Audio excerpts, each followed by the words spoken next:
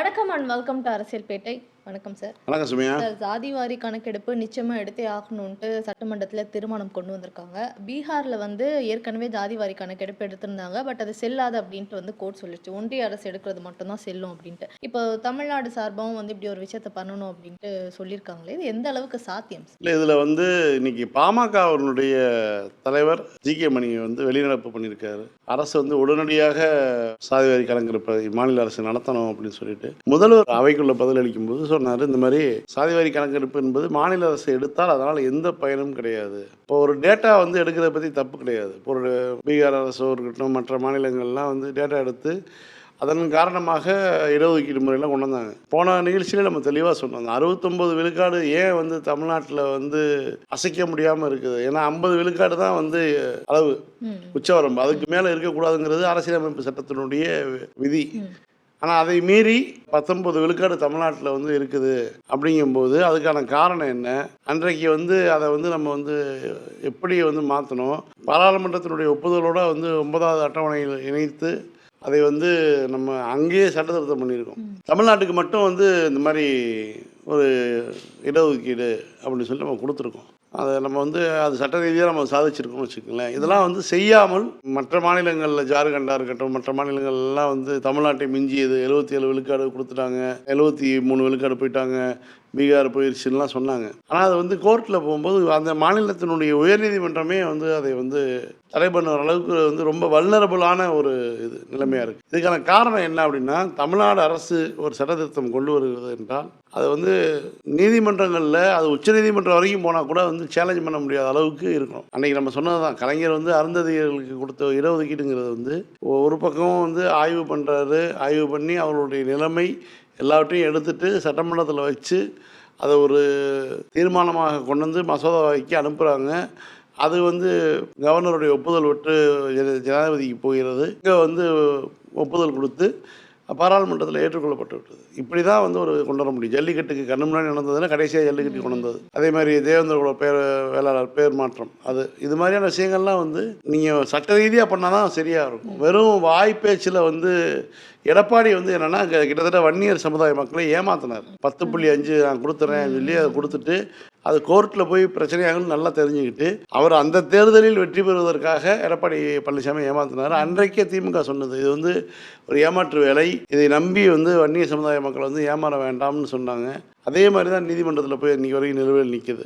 இப்போ விக்கிரவாண்டி இடைத்தேர்தல் நடந்துகிட்டு இருக்குது. இப்படி இருக்கக்கூடிய சூழலில் அந்த போட்டியிடக்கூடிய கட்சியான பாமக வெளிநடப்பு செய்து ஒரு அரசியல் கவனத்தை ஈர்க்கணும்.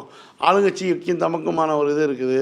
குறிப்பாக மிகவும் பிற்படுத்தப்பட்ட மக்கள் அதிகம் உள்ள பகுதியான விக்கிரவாண்டியில் இதன் காரணமாக ஒரு அரசியல் ரீதியான லாபம் பெறலாங்கிறதுக்காக சொன்னாங்க. முதலமைச்சர் தெளிவாக சொன்னாங்க, இந்த தொடரிலே ஒன்றிய அரசு உடனடியாக சாதிவாரி கணக்கெடுப்பு நடத்தணும்னு சொல்லி தீர்மானம் போட்டு அனுப்புவோம்னு சொல்லியிருக்காரு. ஒன்றிய அரசு நடத்தினாதான் அது செல்லும். பிசி எவ்வளோ பேர் இருக்காங்க, அந்த பிசியில் எவ்வளோ பேர் கேஸ் வச்சுருக்காங்க, எவ்வளோ பேர் விறகடுப்பு யூஸ் பண்ணுறாங்க, எவ்வளோ பேர் மண்ணெண்ணெய் யூஸ் பண்ணுறாங்க, எவ்வளோ பேர் நலிந்த பிரிவினர் இருக்காங்க, படித்த முதல் தலைமுறை பட்டதாரிகள் எவ்வளோ பேர் இருக்காங்க, இந்த மாதிரி அரசு வேலை வாய்ப்பு உள்ளவங்க எவ்வளோ பேர் இருக்காங்க, வருமான வரி கட்டுறவங்க எவ்வளோ பேர் இருக்காங்கன்னு சொல்லி இது மாதிரி நூற்றுக்கணக்கான கேள்விகளோடு தான் ஒரு அறிக்கை இருக்கும்.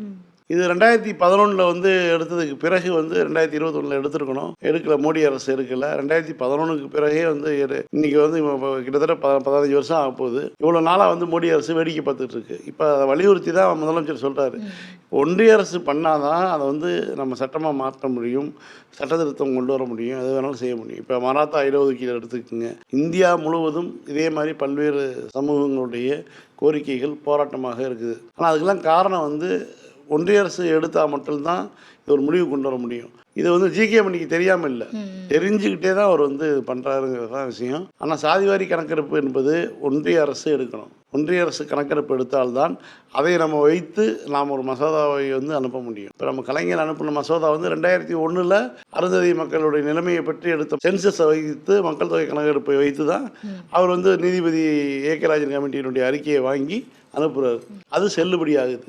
ஸோ டேட்டா வேணும். அந்த டேட்டாவை எடுக்கிறது யாருன்னா, மாநில அரசு எடுக்கக்கூடிய டேட்டாவை ஒன்றிய அரசு அல்லது நீதித்துறைகள் எடுத்துக்காது. ஒன்றிய அரசு டேட்டா எடுத்தால் மட்டும்தான் எடுத்துக்கும். இதை தான் தெளிவாக புரிஞ்சுக்கணும். ஜி.கே. மணி மட்டும் இல்லை, யார் பேசினாலும் தான் போகிறோம். சாதிவாரி கணக்கெடுப்பு எடுத்துகிட்டு உடனே கொடுக்குறது விஷயம் கிடையாது. அந்த டேட்டா எடுக்கிறது ஒன்றிய அரசாக இருக்கணும். 15 டேஸ் ஆஃப் இந்தியன்ட்டு ராகுல் காந்தி அவர்கள் வந்து ஒரு ட்வீட் போட்டிருக்காரு. ஆமாம். நம்மளே பார்த்தோம் அது. அதாவது மோடி இந்த பக்கம் வந்து பதவி ஏற்றுட்டு இருக்கும்போதே அங்கே வந்து காஷ்மீரில் டெரரிசம் நடந்துட்டு இருந்ததை பார்த்துட்டு இருந்தோம். அதுக்கப்புறம் ட்ரெயின் ஆக்சிடென்ட்ஸை வந்து பார்த்துட்டு இருக்கோம். இப்போ நீட் ஸ்கேமு உலக முழுக்கமே இதை பற்றி பேசக்கூடிய அளவுக்கு வந்திருக்கு. இந்த மாதிரி லிஸ்ட்டு வந்து போட்டே போகலாம். 15 நாளைக்கே இந்த எஃபெக்ட்னா இவங்க ஆட்சி எப்படியும் கலையும் அப்படின்ட்டு தான் எல்லாருமே எதிர்பார்த்துட்டு இருக்காங்க. அதுக்குள்ளே இன்னும் இந்த லிஸ்ட் வந்து அதிகமாக தான் ஆகும் போல இருக்கு. இது வரைக்கும் நடந்ததுக்கு எந்த சொல்யூஷனுமே கொடுக்கல, முற்றுப்புள்ளியே வைக்கல. மோடி வந்து முழு மனதோடு ஒரு பிரதமராக பதவியேற்கிற மாதிரிலாம் தெரில. அவர் இந்த வாய்ப்பை விட்டுறக்கூடாது. நேரு வந்து 3 முறை தொடர்ந்து இந்தியாவினுடைய பிரதமராக இருந்தார். அந்த இது மாதிரி நம்மளும் வந்து அந்த நாட்களை வந்து இது பண்ணிட்டோம்னா அதுக்கப்புறம் இறங்கிடலாங்கிற கூட எண்ணத்தில் இருக்காருன்னு சொல்கிறாங்க. குறிப்பாக பாஜக ஆட்சிக்கு வந்ததுக்கு பிறகு இப்போ இந்த 3வது முறையாக நடக்கக்கூடிய சம்பவங்கள் எல்லாமே பார்த்தீங்கன்னா வந்து மக்களுக்கு வந்து அந்நியப்பட்டதில்லை. துறை ரீதியாக இப்போ மருத்துவர்களுக்கான விஷயம், நீட் தேர்வில் பார்த்தீங்கன்னா அவ்வளவு மோசடி. நீட் தேர்வு வந்து பார்த்திங்கன்னா ஒரு ரிக்ஷா ஓட்டக்கூடிய ஒரு நபர் வந்து கேள்வித்தாளை கடத்தி வச்சுருக்காரு. முதல்ல வந்து பீகார் மந்திரினாங்க. பீகார் மந்திரிலேருந்து கடைசியில் பார்த்தா ஒரு ஆட்டோ ஓட்டுநர். அவர் ரேஞ்சுக்கு நீட் தேர்வுக்கான இது இருக்குது. இங்கே பார்த்தீங்கன்னா தென்னிந்தியாவில் நம்ம பிள்ளைகள்லாம் வந்து பார்த்திங்கன்னா 8ஆம் வகுப்புலேருந்தே வந்து அதற்கான பயிற்சியில் போகக்கூடிய கொடுமை இங்கே வந்து நடந்துகிட்டு இருக்கு. கடந்த ஆண்டு வந்து ஆளுநர்கிட்ட திமுகவை சேர்ந்த ஒருத்தர் தான் பெற்றோர்களை சந்திக்கிறேன்னு சொல்லி பேசும்போது அவர் அம்மையப்பன் கேள்வி கேட்டார். என்கிட்ட காசு இருக்கு, என் பிள்ளைய படிக்க வைக்கிறேன், காசு இல்லாத எவ்வளவோ பேர் இருக்காங்களே, அவங்களோட நிலைமை என்ன அப்படின்னு சொல்லி ஒரு கேள்வி கேட்டார். அதுக்கு தான் ஆளுநர் வந்து கொந்தளிச்சு பதிலெலாம் சொன்னார். நெவர் எவர் எவர் எவர் அப்படிலாம் உருட்டினார். ஆனால் அந்த கேள்வி இருக்குது பார்த்தீங்களா, ஒரு பீகாரில் வந்து ஒரு ஆட்டோ ரிக்ஷா ஓட்டுறவர் வந்து நீட் தேர்வு கேள்வித்தாளை 2 லட்சத்துக்கு 3 லட்சத்துக்கு விற்கிறாரு. ஆனால் அது எதுவுமே தெரியாத அப்பாவி குழந்தைகள் நம்மளுடைய மாநிலங்களில் உட்காந்து படிச்சுக்கிட்டு இருக்காங்க, தோல்வி விடுறாங்க. அந்த மார்க் எடுக்க முடியலன்னு சொல்லி எனக்கு தெரிய தொடர்ந்து 4வது ஆண்டாக எழுதக்கூடிய ஒரு பெண் குழந்தை இருக்குது. தொடர்ந்து அந்த ஏன்னா பெற்றோர்னால வந்து பணம் கட்டி இப்போ படிக்க வைக்க முடியாது. இந்த வருஷம் வாய்ப்பு கொடுங்கன்னு சொல்லி 4வது ஆண்டு கிட்டத்தட்ட சேர்ந்துருந்தால் அந்த பொண்ணு வந்து முடிக்கிறக்கூடிய சூழலில் வந்து இருக்கும். ஆனால் +2வில் அந்த பொண்ணு வந்து மிக நல்ல மார்க். அந்த +2 மெரிட்டாக வச்சுருந்தோம்னா இந்நேரம் அது வந்து மருத்துவ படிப்பு முடிச்சிருக்கும். இதுதான் பிரச்சனை. இது மாதிரி நடந்துட்டு இருக்கக்கூடிய சூழல் இந்த ஆட்சி தொடர்ந்து விபத்துகள், அதே மாதிரி பல்வேறு சம்பவங்கள், குறிப்பாக இந்த நெட்டு தேர்வு பார்த்திங்கன்னா தடை பண்ணியிருக்காங்க. இது மாதிரி பல விஷயங்கள் நடந்துகிட்ருக்கு. இன்றைக்கு வந்து இப்போ எம்பிகள் பதவியேற்கும் போது கல்வித்துறை அமைச்சர் பதவியேற்கும் போதே வந்து கடுமையான விமர்சனங்கள்லாம் எதிர்கொண்டார் அவர். ஏன்னா அவர் தொடர்ந்து வந்து ஒரு என்ன சொல்கிறதுனா அடமெண்ட்டாக இருக்கார். ஒரு நிகழ்வு நடந்துருச்சுன்னா அதை வந்து பொறுப்பேற்றுக்கொள்ளணும், அல்லது நீட் தேர்வு ரத்து செய்ய அறிவிக்கிறதுல அவருக்கு என்ன பிரச்சனை வருதுன்னு தெரியல. வேறு அதே ஆல் இண்டியா டெஸ்டிங் ஏஜென்சி நடத்தக்கூடிய இன்னொரு தேர்வை ரத்து பண்ணுறாங்க. நீட் தேர்வை ஏன் திரும்ப நடத்த முடியாது, ரத்து பண்ணக்கூடாதா? அதாவது மக்கள்கிட்ட வந்து ஜெயலலிதாட்ட தான் இந்த அடமெண்ட் பார்க்க முடியும். ஜெயலலிதா தான் வந்து ஒரு முடிவு எடுத்துட்டா, நான் முடிவு எடுத்துட்டேன், அதன் காரணமாக மக்கள் எவ்வளோ கஷ்டப்பட்டாலும் பரவாயில்ல, நான் முடிவு எடுத்துட்டேனுங்கிற மாதிரி ஒரு அடமெண்ட் இருக்கும். அந்த அடமெண்ட் வந்து எங்கே கொண்டு போய் விட்டுச்சுன்னா, ஜெயலலிதா மருத்துவமனையில் இருக்கக்கூடிய காலகட்டத்தில் அவருக்கு தெரியாமல் அவர் நியமித்த மந்திரிகளே அவர் விரும்பாத விஷயங்களுக்காக கையெழுத்து போட்டாங்க. நீட்டாக இருக்கட்டும், உதய் மின் திட்டமாக இருக்கட்டும், இது போன்ற விஷயங்களுக்கெல்லாம் பார்த்தீங்கன்னா அவர் விரும்பாத விஷயங்கள். ஆனால் அதுக்கு அவர் மருத்துவமனையில் இருக்கும்போதே அவர் நியமித்த மந்திரிகள் போய் கையெழுத்து போட்டு வந்தாங்க. தமிழ்நாடை வந்து ஏலம் போட்டு விற்றாங்க. இப்படி அடமெண்ட்டாக இருந்தால் இதான் நடக்கும். இதை தான் நம்ம சொல்ல வரோம். அந்த லிஸ்ட்டில் இருக்கிற அந்த 15 விஷயங்கள் 10-15 விஷயங்கள் இருக்குது. அதை பற்றி இது வரைக்கும் கூட மோடி தரப்புலேருந்து யாருமே எதுவுமே பேசலை. இங்கே இருக்கக்கூடிய பாஜக ஆட்களுமே யாருமே அதை பற்றி பேசவே இல்லையே சார். இங்கே இருக்கவங்களுக்கு அதை பற்றிலாம் எந்த கவலையும் கிடையாது. இங்கே இருக்கவங்களை பொறுத்த வரைக்கும் இங்கே ஒரு குழப்பம் ஏற்படுத்தணும். மோடி வந்து இந்த முறை வந்து ஒரு 350 சீட்டு 400 சீட்டு ஜெயிச்சிருந்தாருன்னா இங்கே இருக்கவங்களுடைய பேச்சுக்கள்லாம் எந்த மாதிரி இருந்திருக்குன்னு நமக்கு தெரியும். இங்கேயும் தோல்வி, மோடிக்கும் அது வந்து கிட்டத்தட்ட அது தோல்வி மாதிரி தான். அதனால் வந்து அவங்க பேசாமல் இருக்காங்க. ஆனால் நாடு முழுக்க இன்றைக்கி இப்போ கான்ஸ்டியூஷன் புத்தகத்தை கொண்டு போயிருக்காங்கன்னா இந்தியாவை காக்க நாங்கள் வந்து தயாராகிட்டோங்கிறது தான் சொல்லியிருக்காங்க. கடந்த முறை 2019ஆம் ஆண்டு பதவியேற்றதை விட ரொம்ப சென்சிபிளான ஒரு இன்றைய பதவியேற்பு விழா இதாக இருக்குது. உணர்வுமயமாக இருக்குது. வரக்கூடிய நாட்கள் வந்து மோடி வந்து உண்மையான ஒரு ஜனநாயக நாடு எப்படி இயங்கும் அப்படிங்கிறத பார்ப்பதற்கான நாட்கள் தான் அவருக்கு காத்திருக்கு. நாடாளுமன்றத்துல சபாநாயகருக்கான அந்த பிளேஸ் வந்து தெலுங்கு தேசம் கட்சிக்கு வேணும், இல்லாட்டி பிற கட்சிகளுக்கு வேணும். அவங்க வந்து நெருக்கடி குடுத்துட்டு இருக்காங்க மோடிக்கு அப்படின்ட்டு இத்தன நாள் பார்த்துட்டு வந்தோம். ஆனா இப்போ வந்து சந்திரபாபு நாயுடு அவர்கள் வந்து தெலுங்கு தேசம் கட்சிக்கு சபாநாயகர் போஸ்டிங் தேவையில்ல அப்படின்ட்டு ஒரு விஷயம் சொல்லியிருக்காரு. என்ன சொன்னதாக காரணம் சார்? சொல்லியுள்ளார்கள். பார்த்தவர்களை பார்த்தேங்கிற மாதிரி சொன்னதாக சொல்லியுள்ளார்கள். இதில் குறிப்பாக என்னென்னா, சந்திரபாபு நாயுடு அவருடைய அந்த அறிவிப்பு எதையெல்லாம் அவர் வேணான்னு சொல்கிறாரோ அதெல்லாம் மோடி அரசுக்கு வந்து எச்சரிக்கை அப்படின்னு தான் அர்த்தம். ஏன்னா அவன் சந்திரபாபு நாயுடு டிமாண்ட் பண்ணாருன்னா ஒன்றும் இல்லை, ஒரு சண்டை. நீங்கள் கணவன் மனைவி உறவுக்கு வந்து, அதாவது இந்த மனோதத்துவ நிபுணர்கள் சொல்லக்கூடிய இது விஷயம் எப்படி இருக்கும்னா, அடிக்கடி சண்டை போடக்கூடிய கணவன் மனைவி பிரிய மாட்டாங்க அப்படிம்பாங்க. அதை தான் வந்து அந்த பேச்சிலே இப்போ புரிஞ்சுக்குவாங்க. எப்பயாவது சண்டை வந்து அது பெரிய ஒரு தாக்கமாக ஏற்படுத்தி ஒரு பிரிவை நோக்கி போவாங்க. அடிக்கடி சண்டை போடக்கூடிய, ஏன்னா அந்த உறவு நீடிக்கணும்னு விரும்புறதுனால தான் வந்து அவங்க வந்து திரும்ப திரும்ப சண்டை போட்டுக்குவாங்க அப்படின்னு சொல்லுவாங்க. சந்திரபாபு நாயுடு அப்படி பண்ணலை.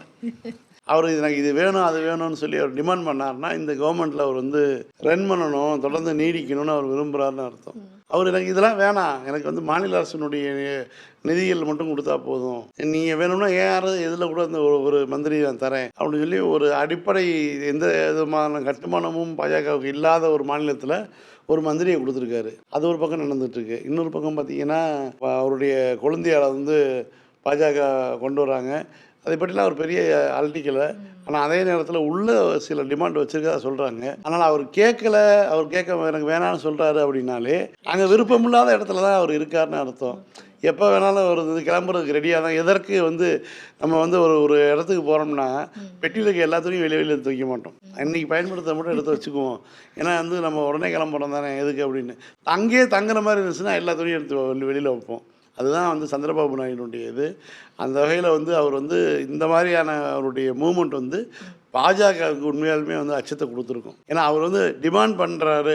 இப்போ நிதிஷ்குமார் டிமாண்ட் பண்ணுறாருன்னா அவர் விரும்புகிறாருன்னு அர்த்தம். அந்த கூட்டணியுடன் வந்து அவர் இருக்கணும்னு விரும்புகிறாருன்னு. கொடுத்தா கொடுங்க, கொடுக்காட்டினா போங்கன்னு ஒருத்தவங்க சொல்ல ஆரம்பிச்சிங்களேன், அப்போ என்ன அர்த்தம்னு புரிஞ்சுக்க வேண்டியது.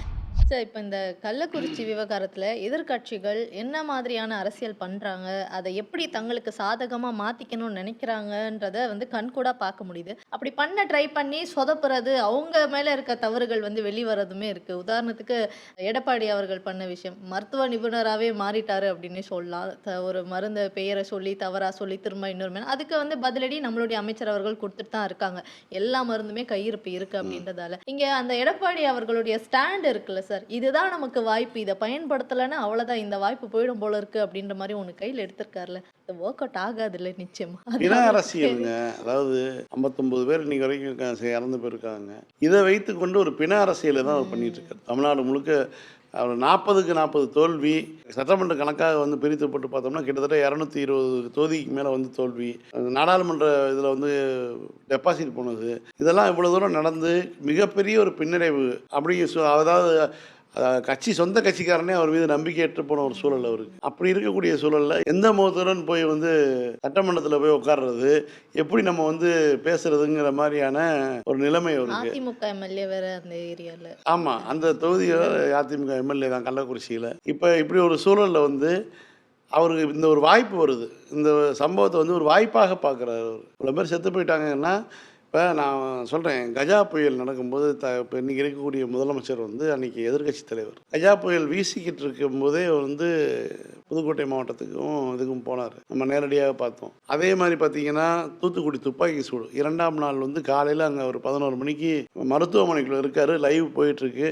லைவில் துப்பாக்கி, அடுத்த நாளும் துப்பாக்கி சூடு நடந்தது, அதையும் கேட்டோம் நம்ம எல்லாரும். ஆனால் துப்பாக்கி சூடு நடக்கக்கூடிய அந்த ஸ்பாட்டில் போய் எதிர்கட்சி தலைவர் நின்னார், எம்கே ஸ்டாலின் போய் நின்னார், நம்ம பார்த்தோம். அதே மாதிரி ஒவ்வொரு விஷயத்துக்கும் சரி, நீங்கள் தமிழ்நாட்டினுடைய மிக மோசமான ஏதாவது ஒரு சூழல் ஏற்பட்டுச்சுன்னா, அந்த வெள்ள பாதிப்பு ஏற்பட்டால், அன்றைக்கி வந்து 2015 வந்து அவர் அன்றைய சூழலில் வந்து எதிர்கட்சி தலைவர் கூட கிடையாது, அன்றைக்கி போய் நின்னாங்க, களத்தில் போய் நின்னார். அவர் தொடர்ந்து மாநிலம் முழுக்க வந்து அவர் எதிர்கட்சி தலைவராக இருந்தால் கார்லேயே பயணித்து ஏதாவது ஒரு பிரச்சனைனா மக்கள் மத்தியில் போய் நின்று பார்த்துக்கிட்டு தான் இருந்தார். ஆனால் இந்த எடப்பாடி பழனிசாமி கள்ளக்குறிச்சி தாண்டி தான் போகிறாரு வராரு. அவருடைய சேலத்துக்கு வந்து காரில் தான் போகிறாரு. கள்ளக்குறிச்சியை ஒவ்வொரு முறையும் வாரத்துக்கு ஒரு முறையாவது போகிறாரு. கள்ளக்குறிச்சி எம்எல்ஏக்கு முன்பே தெரியும், 2 ஆண்டுகளாகவே தெரியும், 3 ஆண்டுகளாகவே தெரியுங்கிறார்ல. ஒரு நாள் கள்ளக்குறிச்சியில் நிப்பாட்டி, கள்ளக்குறிச்சி அந்த மாவட்ட காவல் கண்காணிப்பாளர் அலுவலகத்துக்கு போகிறவங்க இல்லை ரோட்டில் நிப்பாட்டி ஒரு கூட்டம் போடுங்க, ஒரு போராட்டம் பண்ணியிருக்க வேண்டியதானே, சாராய ஒழிப்பை பற்றி பேசியிருக்க வேண்டியதானே. ஒரு நாளாவது அவர் பேசியிருக்காரா? அல்லது கள்ளக்குறிச்சி எம்எல்ஏவாவது ஒரு ஒரு ஆர்ப்பாட்டத்தையோ ஏதோ ஒரு போராட்டத்தையோ ஏதோ ஒன்று பண்ணியிருக்காரா? எதுவுமே கிடையாது. இவங்க எல்லாமே வந்து அதுக்கு வந்து இன்றைக்கி அந்த திமுகவினுடைய அமைப்பு செயலாளர் அரசு பாரதி வந்து பேசியிருக்காரு. கைது செய்யப்படக்கூடிய நபர்கள் எல்லாமே பட்டியலை பார்க்கும்போது அது அதிமுக பாஜக பட்டியல் தான் வருது. கடந்த ஆண்டே வந்து கைது செய்யப்பட்ட நபர் மீண்டும் கைது செய்யப்பட்டிருக்கார். இந்த மாதிரிலாம் வந்து பட்டியல் வரும்போது சந்தேகம் வருது. என்ன சந்தேகம்? மெத்தனால் எங்கேருந்து வருது? புதுச்சேரியிலேருந்து வந்திருக்கு, ஆந்திராவிலேருந்து வந்திருக்கு. புதுச்சேரியிலேருந்து கொண்டு வந்தது யார்? புதுச்சேரி பாஜக ஆளக்கூடிய ஒரு மாநிலம், பாஜகவுடைய கட்டுப்பாட்டில் இருக்கக்கூடிய மாநிலம். அப்போ அங்கேருந்து வந்திருக்குன்னா அங்கே வந்து சந்தேகம் யார் மீது வருகிறது? இது இதுகளுக்கு பின்னாடி ஏதோ ஒரு சதி வேலை இருக்குமோ அப்படின்லாம் நம்ம வந்து பேசிக்கிட்டு இருக்கோம். இப்படிலாம் முதல்ல வந்து அதிமுக இதை எப்படி வந்து அரசியலாக்குறாங்கன்றது, அதை தொடர்ந்து அண்ணாமலையுடைய வேலை தான். இப்போ நீங்க சொல்றதெல்லாம் பார்க்கும்போது அப்போ அண்ணாமலை மீது தான் சந்தேகம் வருது அப்படின்னு கூட ஆர்எஸ் பாரதி அவர்கள் வந்து சொல்லியிருந்தாங்க. ஆமாம், அவர் சொன்ன விஷயம் கரெக்டு தானே. ஏன்னா வந்து நீங்கள் 90களில் வந்து ஆர்எஸ்எஸ்னுடைய ரகசிய சுற்றறிக்கையில் வந்து ஒன்று வந்து இந்த மாதிரியான விஷயங்களை பண்ணுங்கள், பிற்படுத்தப்பட்ட பட்டியலின மக்கள் இருக்கக்கூடிய பகுதிகளுக்கு இந்த மாதிரி சாராயங்கள் போன்ற விஷயத்தில் உணவுப் பொருட்கள்லேயே விஷத்த கலங்கன்னு சொல்லி ஒரு இதுக்குன்னு சொல்லி வருது. இப்போ ரகசிய சுற்றறிக்கையை வந்து 90களிலே வெளியிட்டாங்க. அது வந்து இப்போ மீண்டும் வருது. இது அவங்களுடைய செயல் திட்டங்களில் ஒன்று. அதனால் அந்த அச்சம் இருக்க தான் செய்யும். அந்த இதில் வந்து அவர் ஒரு சந்தேகத்தை கிளப்புறாரு. ஏன்னா இவங்க வந்து திமுகவுக்கு தொடர்பே இல்லாமல் இருக்கக்கூடிய விஷயத்தில் திமுக எலெக்ஷன் நேரத்தில் வந்து வீடு வீடாக ஒட்டின ஒரு ஸ்டிக்கர் வந்து இன்னமும் பல கட்சிக்காரங்க வீட்டிலலாம் இருக்க தான் செய்யுது. திமுகவுக்கு சம்மந்தம் வாக்களிக்காத மக்கள் வீட்டில் கூட ஒட்டிட்டு போங்கன்னு சொன்னாங்க, அனுமதியோடு ஒட்டிட்டு போங்கன்னாங்க. அவங்க வீட்டில் கூட தான் இருக்குது. ஆனால் அந்த ஒரு இதை வச்சுக்கிட்டே திமுககாரங்க தான் சாராயம் வித்தாங்கிற ஒரு பொய்யை சொல்லிக்கிட்டே ஆரம்பித்தாங்க இல்லையா. இன்றைக்கி மாட்டிருக்கிறது பூரா பாருங்கள், எல்லாருமே வந்து அதிமுகவை சேர்ந்தவர்களும் பாஜகவை சேர்ந்து தான் இருக்காங்க. அதைத்தான் ஆர்எஸ் பாரதி கேட்குறாரு. இப்போ எடப்பாடி பழனிசாமி போராட்டம் அதான் சொன்னேன்ல, ஏதாவது ஒரு காரணம் வேணும். கவுண்டமணி ஒரு படத்தில் வந்து கராத்தே மாஸ்டராக சண்டைக்கு சொல்லுவார், கூப்பிட்டா ஏதாவது ஒரு காரணம் சொல்லிட்டு இருப்பார். அக்கா அம்மா வயசுக்கு வந்துருச்சு அதனால் இன்றைக்கி வரலேம்பார். அது மாதிரி சட்டசபைக்கு உள்ளே வந்து உட்காந்து முதலமைச்சருடைய முகத்தை சந்திக்க திராணி இல்லாதனால பல காரணங்களை சொல்லிட்டு இன்றைக்கி கள்ளக்குறிச்சியில் போய் போராட்டம் பண்ணுறேன்னு அங்கே உட்காந்துருக்காரு. இடையில வந்து ஜெயக்குமார் போராட்டம் பண்ணார் பார்த்தீங்களா, இந்த வடிவேலு அவன் மட்டும் பாரு எங்கே உட்காந்து அழுகிறா அப்படிங்கிற மாதிரி வந்து ஜெயக்குமார் எப்படி உட்காந்துருக்காரு அந்த வீடியோ மட்டும் பாருங்கள். அவர் மட்டும் பாருங்கள், கூட அவைத்தலைவர் வயசில் மூத்தவர்லாம் நின்றுட்டு இருக்காரு பின்னாடி, அவர் மட்டும் எப்படி உட்காந்து அழுதுட்டு இருக்காரு பாருங்கள். மோடி பதவியேற்ற அந்த 15 நாட்கள் என்னெல்லாம் நடந்துச்சு அப்படின்னு பார்த்தோம். இன்னொரு பக்கம் பார்த்தீங்கன்னா, மோடி திறந்து வைக்க போக இருக்கிற விஷயங்கள் எல்லாமே வந்து எப்படி கொலாப்ஸ் ஆயிருக்கு அப்படின்ற பல செய்திகள் வந்திருக்கு. அயோத்தியா ரயில்வே ஸ்டேஷன்ல அந்த செவர் வந்து இடிஞ்சு விழுந்துருச்சு. பீகார்ல பேக் டு பேக் 2 பாலங்கள் வந்து கட்டிட்டு இருக்கும் போதே விழுந்துருச்சு. ஒரு ரோட்ல அவர் நடந்து போய் அந்த பிக்சர்லாம் ஃபோட்டோ ஷூட்லாம் பயங்கரமா இருந்தது. அப்படியே பக்கத்தில் பார்த்தா விரிசலுமே வந்து விழுந்திருக்கு. இப்படியும் வந்து தொடர்ந்து நடந்துட்டே தான் இருக்கு. இதெல்லாம் வந்து கெட்ட கலாங்கிறீங்களா? இல்லை, அதாவது பொதுவாகவே வட மாநிலங்களில் கட்டமைப்பு பணிகளை தமிழ்நாடு போன்ற மாநிலங்களில் நிதியை பிடுங்கி நம்மளுடைய தர வேண்டிய வருவாயை வந்து வட மாநிலங்களுக்கு கொடுத்துட்ருக்காங்க அள்ளி. அதனால் அதில் வந்து இந்த மாதிரி பண்ணிகிட்டு இருக்காங்க. உருப்படியாக பண்ணால் பரவாயில்ல.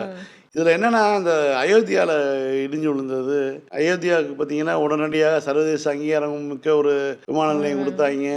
ரயில் நிலையத்துக்கு வந்து இப்போ கட்டினாங்க. ரயில் நிலையம்னா அந்த கோயில் பாணியிலே கட்டியிருந்தாங்க. அதில் சுவர் இடிஞ்சு விழுந்துருச்சு. இதில் நேற்று ஒரு கொடுமை நடந்திருக்கு பார்த்தீங்கன்னா, இந்த மோடியை கைவிட்டார்கள் அப்படி தான் அங்கே கணக்குன்னு வச்சுங்களேன். எப்படி பாஜக 240க்கு வந்துச்சுன்னா அது ஒரு தோல்விக்கு அடையாளமோ, அதே மாதிரி 1.5 லட்சம் வாக்குகளில் ஜெயித்த மோடி வந்து தோற்று தான் போயிட்டாங்கிற மாதிரி தான் கணக்கு. ஏன்னா பிரியங்கா காந்தி போட்டிருந்தாங்கன்னா கண்டிப்பாக வந்து தோற்று போயிருப்பார். காங்கிரஸ் பாவம் பார்த்து விட்டுருச்சுன்னு நினைக்கிறேன்.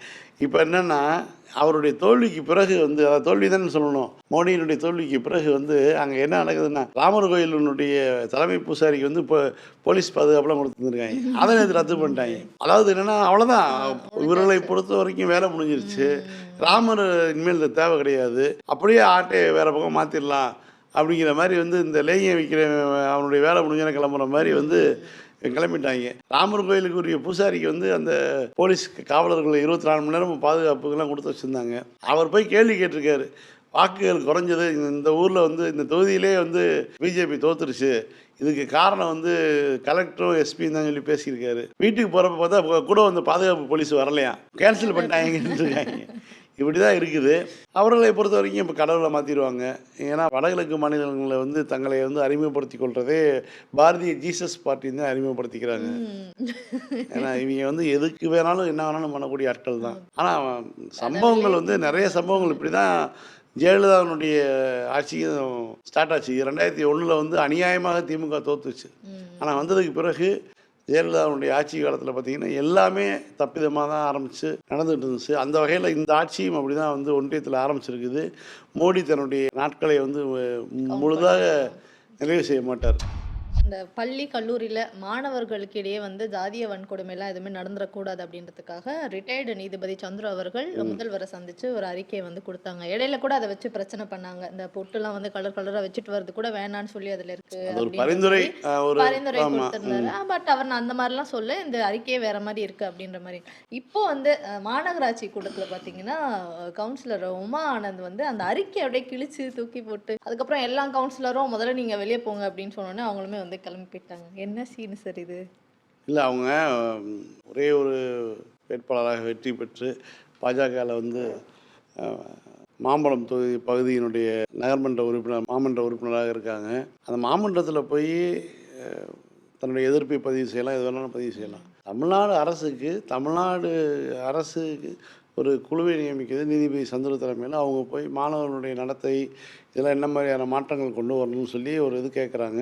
அதுக்கு அந்த குழு போய் தலைமையிலான குழு மாநிலம் முழுக்க மாணவர் மத்தியில் பேசி வச்சு என்ன நடக்குது, எப்படி இருக்காங்க, என்ன மாதிரி நடந்துக்கிறாங்க, ஆசிரியர்கள் எப்படி நடந்துக்கிறாங்க, இதெல்லாம் வந்து எல்லாம் ஒரு ஆய்வு பண்ணிவிட்டு அவங்க வந்து ஒரு பரிந்துரை இதை கொடுக்குறாங்க. அரசுக்கு வந்து இப்படிலாம் பண்ணால் நல்லா இருக்கும்னு சொல்லி கொடுக்குறாங்க. அவ்வளோதான். இதுக்கு வந்து ஏதோ அது சட்டமாக அப்படியே வாங்கி நாளை காலையிலே அறிவிக்கிற மாதிரி வந்து பெரிய இதெல்லாம் பண்ணிட்டு இருந்தாங்க.